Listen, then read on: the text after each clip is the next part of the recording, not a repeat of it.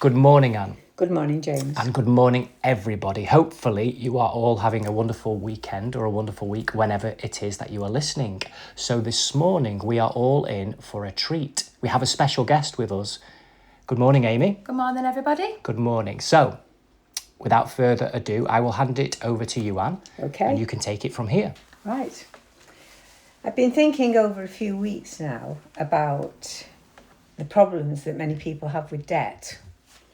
And Amy is a specialist in her field with debt, about debt and helping people. So to start with, I would like to explain to people about debt when I was first married. So in 1958, when I got married, it was a different lifetime, really, completely, because you got married. Women didn't have many rights in those days. I couldn't be on the mortgage, and the husband had control of everything. But banking, any money that we had was always joint. So we started off in the very beginning with a joint bank account, which I think helped because we knew exactly what money was going out and what money was coming in. And my husband used to have spends. So we would both bring in our brown packages. The money would go on the table. He would have his spends for the week.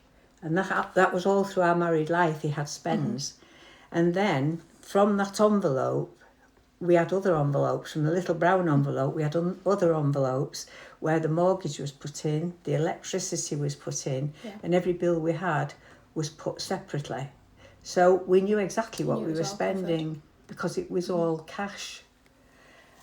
I look today and I think so many people have separate bank accounts within couples and are even very secretive about what they've got in the bank. Yeah. I'm talking about even married couples now, is that they still keep it a secret what they've got. So I'm wondering whether that is part of the problem that they get into debt. But with the people that ring you, Amy, what do you think creates it most in this day and age? One of the biggest things I think would be pressure, social pressure. People with kids, obviously back in the day you might have been happy with a colouring book for Christmas or birthdays. Yes. Quite often now that colouring book has become a PlayStation 5 or a pair of trainers, which might cost £200. If you've got 2 or 3 children, that's, soon hits £1,000. And so they will go into that much debt at Christmas? Yeah, we see a big spike over school holidays, over Christmas, those types of occasions. Wow, that's an awful lot. So when they get into that much debt, what's happened to the bills like the mortgage and their electricity and things like that? So sometimes, because they're having to pay the credit cards because they need them to spend, it's sort of a vicious circle. Those sort of bills can fall behind. So quite often they'll contact us and they've not been able to pay the rent, they've not been able to pay the mortgage, council tax, utilities have fallen behind because they've had to prioritise paying off credit cards because they need to then utilise them funds again.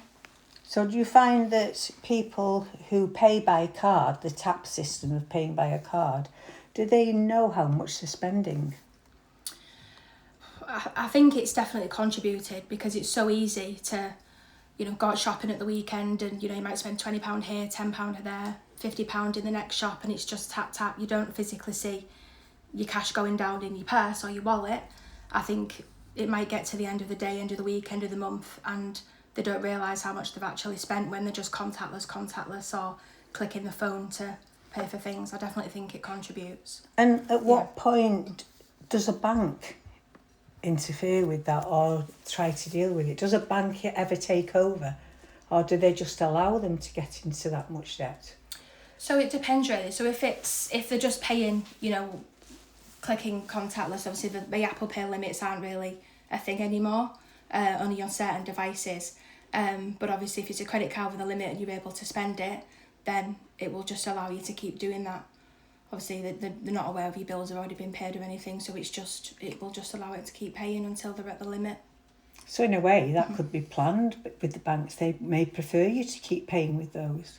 Yeah, because at least they know that you're paying for it there and then. It's not like a credit account where you're relying on somebody paying you back a loan however many, you're just clicking it there and then. If you've got an overdraft facility, which now incur daily fees, you can just be going further and further into that overdraft, and before you know it, your And what are the fees? The daily fees? It can percentage wise. It can vary. Sometimes it might be. It depends on the bank and the account you've got, but sometimes it might be 20 pence a day. But if you're in an overdraft of £1,000, that could be a percentage. It could be a lot higher. So then them daily fees are just increasing throughout the month. So how many people come to you, or as a vague percentage, how many people will come to you whose actual debt is much more than the first money that they started to borrow? Oh, I'd probably say upwards of 90%, because they might put a credit card, and because they can only afford to make the minimum repayments, rather than clearing the balance, interest and charges are added on because you've borrowed that. Or with a loan, for example, you might borrow £1,000 from the bank with their interest rate. I mean, we've seen silly amounts. We've seen some people might only repay £1,500, depends on the credit rating. Some people might repay 6,000-7,000. We've seen, some really shocking examples. Is it sad? Is your job sad? Yeah, it is, because you deal with people every day who are ringing up. They've got families, they've got children. You can hear the hurt in the voice of what they're going through.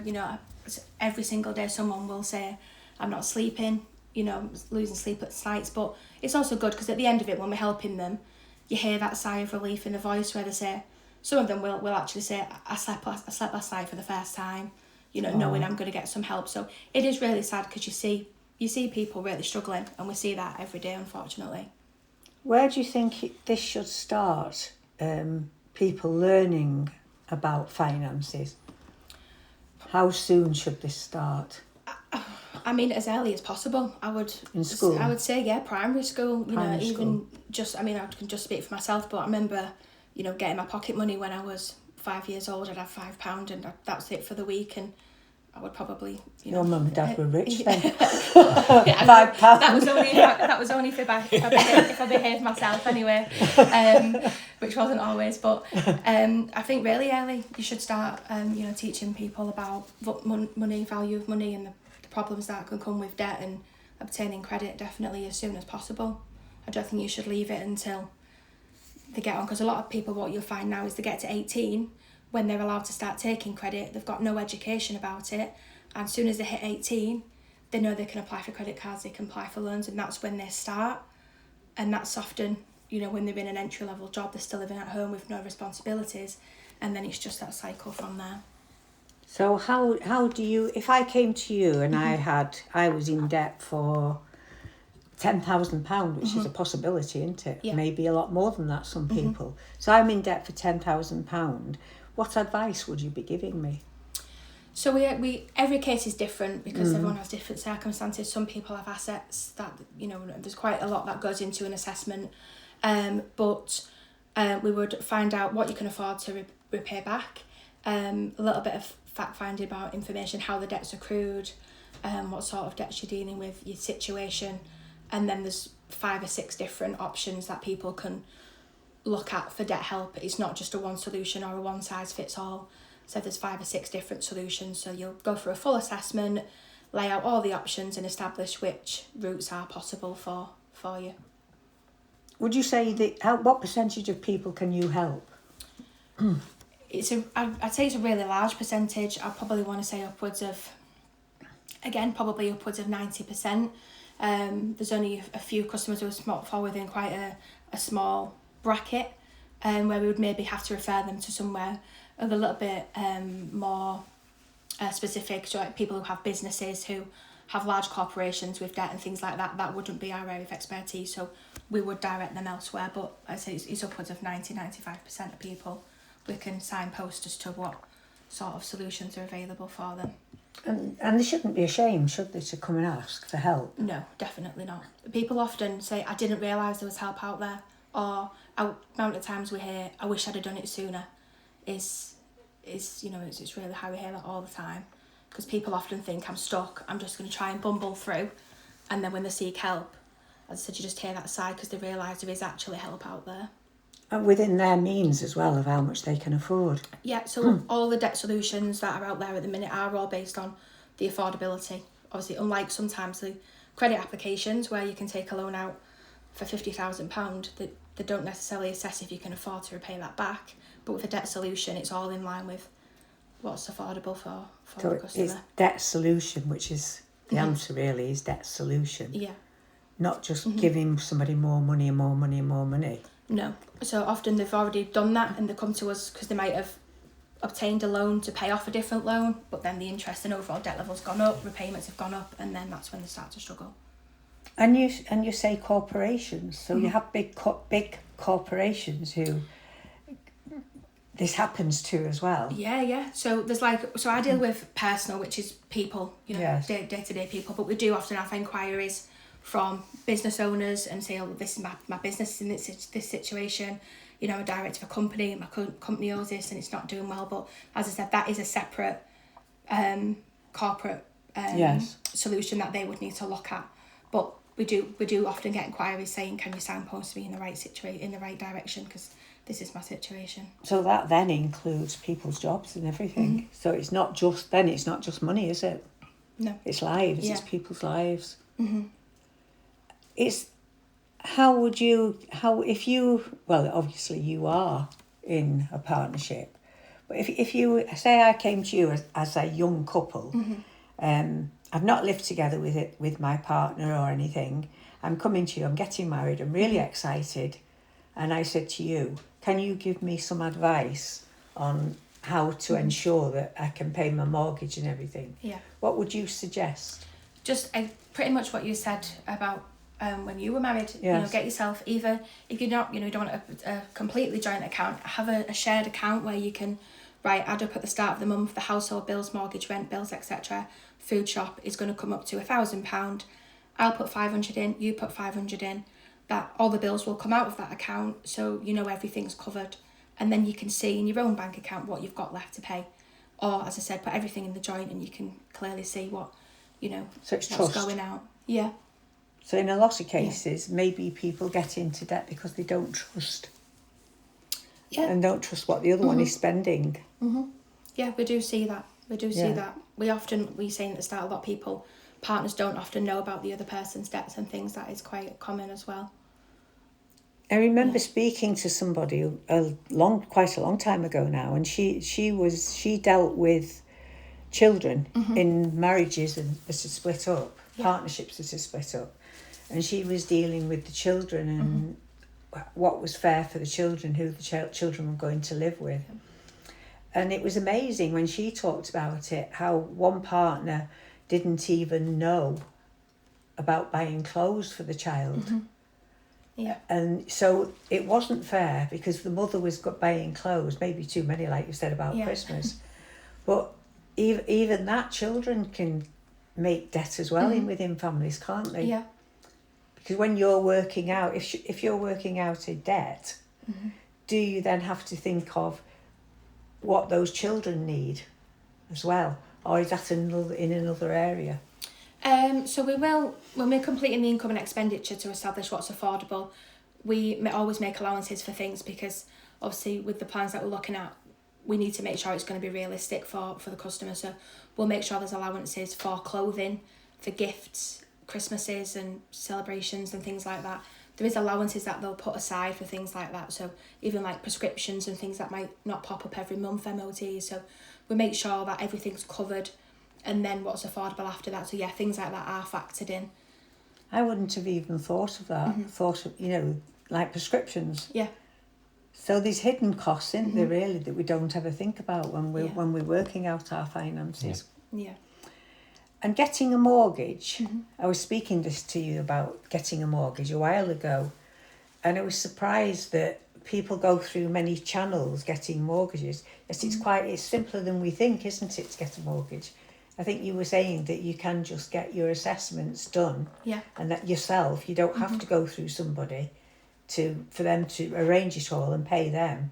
you can do it all yourself, can't you? That's what you were saying, weren't Yeah, you? yeah. A lot So of companies what do you now, have to do then? What would you do? So a lot of companies now, you can just apply for a mortgage in principle. Obviously, once it's all signed off, you have to go for Yes. solicitors and things. Yeah, but I understand you that. can just log on to, whichever bank you want to, and do it yourself. You don't need to go to solicitors and say, can you find out how much I can borrow? You can literally go into the website, put your information in. It'll tell you how much you're eligible for, and then you can go to your solicitors and say, look, I want this house, etc., and view it and go from there. But a lot of that is just accessible now. You could just log on and have a look at that straight away online, see if you'd be eligible. Not enough information out there, is there, for people? No. That so many people that I talk to would have no idea about debt solution. Yeah. So it's, how do you feel, James, about, because obviously you're younger and you haven't got a mortgage yet, how do you feel yourself? Well, firstly, thank you, Amy, for coming in. And it has been fascinating, really interesting to listen to you both discuss it this morning. And I'm sure everybody listening this morning will agree. And this touches all of our lives, doesn't it? Directly, indirectly, either ourselves, somebody we know and love, somebody we're in a relationship with, a member of our family, a friend. This is everywhere, isn't it? And not many people feel comfortable talking about it, admitting it, seeking help, confiding in people, and trust, which is something you've just touched upon in terms of trusting each other in the management of money, but trusting, opening up with people about the difficulties that we can all have with money. And it's a bit of a taboo subject, and lots of other subjects get rightly consideration and time, different forms of addiction, problems in life, all of which need addressing. But I feel that managing money, debt and financial difficulties is seen as a taboo subject, and quite stigmatic in terms of that it somehow shows you to be weak or incompetent or a lesser person, and there's a lot of stigma with that. So if this morning, Amy, you coming here and discussing it primarily with Anne, that's helped anybody feel a little bit more confident in at least thinking about getting some help, and hopefully getting some help, if that's how you feel, then it's been absolutely worthwhile. Yeah. How do I feel about it? I feel it must be so overwhelming for so many people, and I sense that that's what's happening. I sense that is what's happening, that many people get themselves in such a situation that they are so overwhelmed that they don't know what to do. And I would imagine that the cliche that we often see on television programmes and in films, where people are literally not opening bills and just putting them in drawers, or people opening bills and just putting them inside drawers or hiding them under things, is literally happening with lots and lots of people.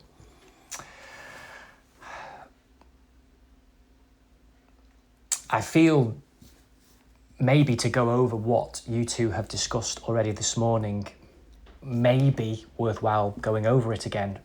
Firstly, what's happening, and in the future, near future, how can we prevent it?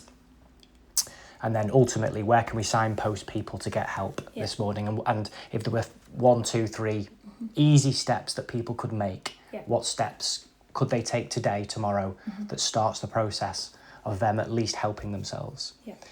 So in terms of why it's happening, do you feel the move towards a cashless society is expediting the process, it's making it worse? Yeah, definitely. I know that yourself and Anne have discussed this.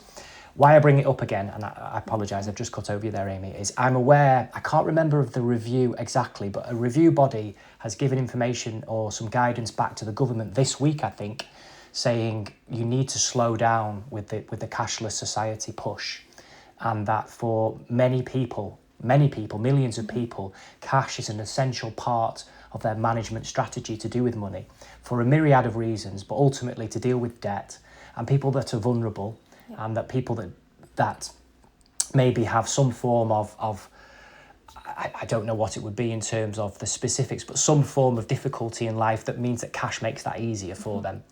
Is that something you're aware of and you've seen more people talk about it? Both pros and cons to do with that? Yeah, definitely. So I said, even just from personal experience. I said myself and Anne were talking just before this. Yes. My first job, I got my cash every week in my little envelope, as Anne did. And you knew exactly what you had to spend. And I think it is accelerating things, because you're not on your online banking 24/7 every time you make a transaction. So it's harder to keep track of what you're spending. Whereas if it's physically in cash, you can see it going down, and you just feel a little bit more responsible, I think, when you're spending cash. Yes. Yeah, I definitely. And as a child, they're taking pleasure from children, aren't they, by not having cash. So, like when you're at the events, when you've done the events that we have, because Amy helps us with the events, and you see those children's faces on the tombola, because you're on the tombola, and they're giving you their pound to win. How exciting is it? Yeah. And they can be paying a lot of money for one thing that they want, because they just want that one thing, and then in the end you all just give them the one thing without them having to spend any more money. But we're losing that excitement, aren't we, if we don't have cash ourselves? Even when we go on holiday, we like to know how much we're spending on holiday. I would agree with that. I think there is definitely something pleasurable, to be honest with you, about the tangibility of money, as in having physical money, and that you were able to count your money before you purchase something, and then when you exchange your money for a product or services or whatever, it feels real. And I think there's a transaction with the card, or with now telephones, iPhones, watches, that somehow makes it feel not real, a bit like Monopoly. Well, not even Monopoly, because you still use a form of paper in Monopoly, don't you? Something that doesn't feel real, like you've not really bought it. Yeah. And maybe that's got something to do with the psychology of it. Yeah, I would agree. I think even just a separate example, if you save your pennies in a penny jar, or you save up, your 50p's at the end of the year, or when you get to that event and you take it down, you count it on the carpet, and you work out how much you've got. That extra, like you said, the buzz, the excitement, it almost feels like extra money, and the joy of just putting, every time I get a 10p, I'm going to pop it in there. And you don't really see as many people having money jars and things these days. I think that's a really good point. Linking that then to how in the near future, fingers crossed, we can stop this happening to such an extent, and I mean all of us, fingers crossed, ideally speaking. Do you think that saving then is a key part of the plan for financial health and security, is learning how to save money, and it becoming ingrained, like brushing your teeth? It becomes part of your daily, weekly, monthly routine that you save money. Yeah, definitely. Because a lot of the customers that we come across as well, not everybody, has had something, have got children, in the examples I gave earlier. Sometimes it will be, my washing machine blew up, or the engine on the car went and I couldn't afford a new one, and just having that little bit of savings in the bank could just help in that situation. Or, because what you find, it might not be that, my microwave's gone, which might not be a huge sum in itself, but if they can't afford the new microwave, they might get a credit card, and that then gets them into that cycle of borrowing, because they've obtained the credit card. Oh, this is easy. Yes. I've bought a £100 microwave, and I have to pay £10 back this month. And before you know it, that's where it can snowball, and that's when we see it go from just maybe a small credit account to, before you know it, a large amount of debt. So they're not told, when they're given that credit card, they're not really given an understanding of just paying that basic amount. They don't understand. Lots of people don't even know that they have to pay interest on it, do they? No. And that surprises me, how many don't know you pay interest. APR, it would be surprising. Well, I don't think it is surprising, unfortunately, but you certainly will know about this, that people don't understand APR, and they don't understand how the percentages change and how they can quickly grow. Yeah. If you've got 98% APR, which some firms do, and they don't tell you. No, there's hidden cost. Well, over to you, Amy. Yeah, and that's what we will see an example where someone will, I said, for example, the car's gone, they need £2,000 for car repairs. They have to get a high interest loan because the credit might not be wet, and they might pay back £5,000 or £6,000 on that £1,000 or £2,000 loan, but they're that desperate because they can't reach anywhere else. They have to do it. So a lot of the time, I think they might see it, but they might not necessarily be able to take that on board at the time, because that need for the money there and then will override that. I said, and it's not advertised as well, and they're not thinking, right, I'm going to pay back triple, quadruple what I'm borrowing here. Thank you. I think it's all fascinating, and probably in the weeks and months to come, we may need if people would like it, more discussion Yeah. to do with this, because there's so much to cover. We're skimming the surface really, but it's so important what you're saying. Do you see a pattern, or any patterns really, between maybe males and females, people that are single, people that are in relationships, people that are married, people that are older or younger? Are there patterns that are emerging that you can see that there are certain types of people that are more susceptible to falling into debt or repeated debt?